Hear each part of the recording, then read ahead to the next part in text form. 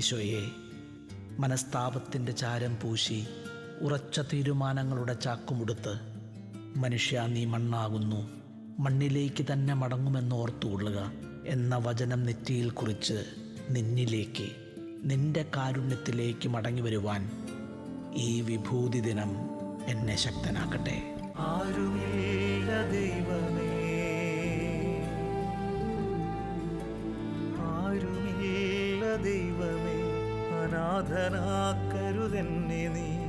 കല്ലലിൽ നിന്നലിവിനായി ഞാൻ കീഴുന്നിതാ, കല്ലലിൽ നിന്നലിവിനായി ഞാൻ കീഴുന്നിതാ.